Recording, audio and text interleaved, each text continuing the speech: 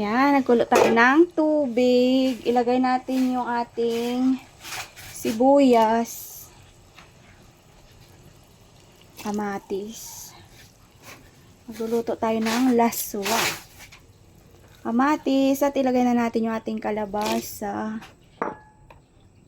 Lagyan ng asin. Yan, halo-haloin. Hintayin lang natin lumambot yung ating kalabasa, kamatis at sibuyas. Ayan, malambot na yung ating kalabasa. Ilagay na natin yung okra. Ayan. Fresh from the garden yung ating okra. Mabilis lang yan lumambot. At ilagay na rin natin yung ating talong. Ayan. Ganyan na magluto, guys. Kalabasa.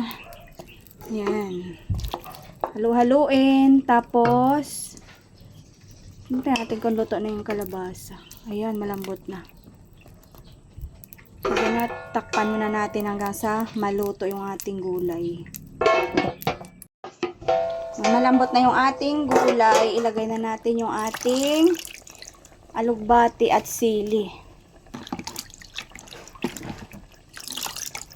Ayan. Ay, fresh. Sariwang-sariwa yung ating gulay, guys. Napakasarap. Yan. Sariwa yung ating gulay. Nagprito ako ng bangus. Ilagay natin dyan. Yan. 3 pirasong bangus. Pampalasa natin yan.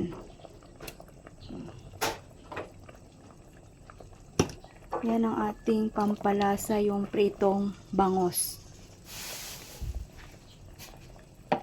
Ay, sarap.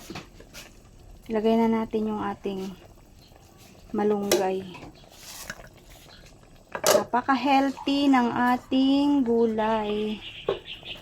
Yan, dahil puro sariwa yan. Galing yan sa garden.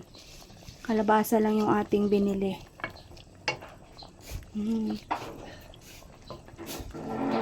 Pakasustansya ng ating ulam. O, diba? Para-paraan lang yan para may ulam tayo. Taba ng bangus, oh.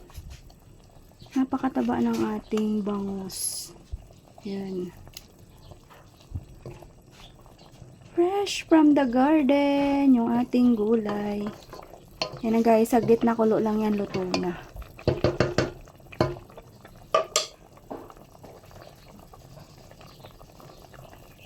Tikman natin.